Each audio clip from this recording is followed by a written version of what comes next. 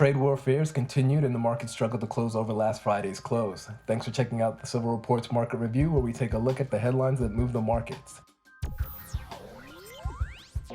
On Monday, the markets had a lot of traders and investors singing "I Hate Mondays." The Dow closed down 767 points, the Nasdaq closed down 278 points, and the S&P closed down 87 points. The proposed tariffs last week, in addition to the devaluation of the Chinese yuan, sent markets around the world tumbling. Trade war issues and the falling markets were the talk of the day. In earnings news, Take-Two Interactive missed EPS estimates by 38 cents, but beat revenue estimates by $65 million. Shake Shack beat EPS estimates by 4 cents and revenue estimates by $2.9 million. Tyson's missed revenue estimates by $60 million and EPS of $1.47 was in line with analyst estimates. And the Marriott also missed revenue estimates but reported an earnings per share that was in line with analyst estimates. The markets bounced back on Tuesday. The sell-off on Monday put stocks on sale for value investors and traders. The Dow was up 311 points, the S&P was up 37 points, and the Nasdaq was up 107 points. In other news, the U.S. Treasury Department labeled China a currency manipulator. Walgreens announced that they'll close 200 stores in the UK as a part of the company's cost management program. The program is expected to save in excess of $1.5 billion by 2022. In earnings news, Disney reported an EPS miss of 39 cents and a revenue miss of $1.1 billion. Weight Watchers reported an EPS beat by 13 cents but missed on revenue by $7 million. The company raised its outlook for the year, causing the stock to trade higher in the after hours. Papa John's missed EPS estimates by a penny but beat on revenue by $5 million. GW Pharmaceuticals beat EPS estimates by 23 cents and revenue estimates by $26 million. Revenue grew over 2,000% year over year.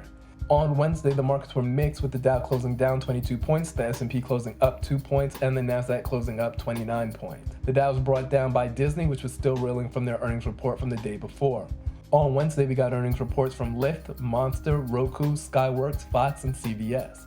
LYFT reported an EPS beat by 32 cents and a revenue beat by $57 million.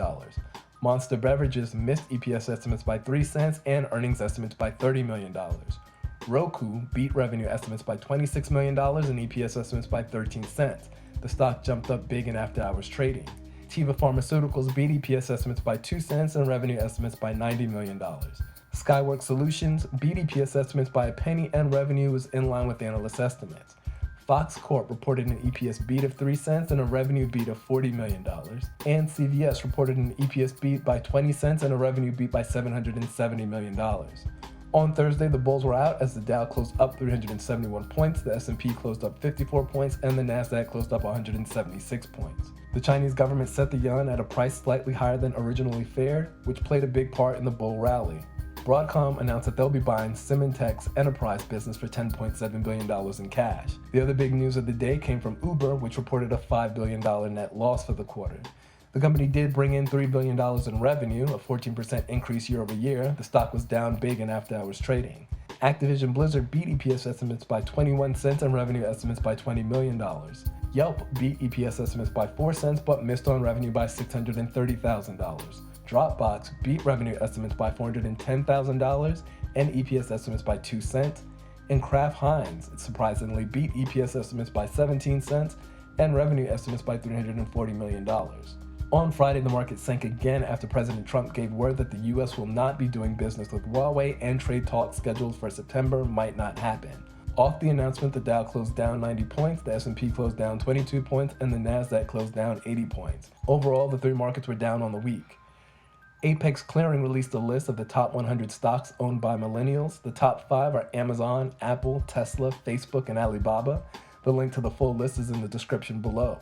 In crypto news, as we made note of last week, Bitcoin used the $9,000 price area for support and is now climbing back to its most recent highs. Bitcoin was trading at $11,821 at the time of this recording. Ethereum was still hovering around its level of support and was trading at $208.86. Litecoin was trading at $84.19 and appears it will retest that $77 to $76 area of support before bouncing back up. And the same thing for Ripple, which looks like it will retest that 28 cents level of support before attempting to move higher. Crude oil closed the week out at $54.40 per barrel, slightly below last Friday's close. A big winner for the week was Cambrex, CBM, which increased 44% after the announcement that the company will be acquired for $60 per share. A big loser for the week, ICU Medical, ICUI, which dropped 34% on the week. Just a reminder, a link to sign up to our weekend article in focus is in the description below. Also, any headlines that you want to read more about, the link to the full story is also in the description below. Thanks again for checking out the Silver Reports Market Review. This channel is dedicated to anyone who wants to start investing but doesn't know how or where to start. If you have any questions, ask in the comment section, like and subscribe, and may your next investment be your best investment. See you next week.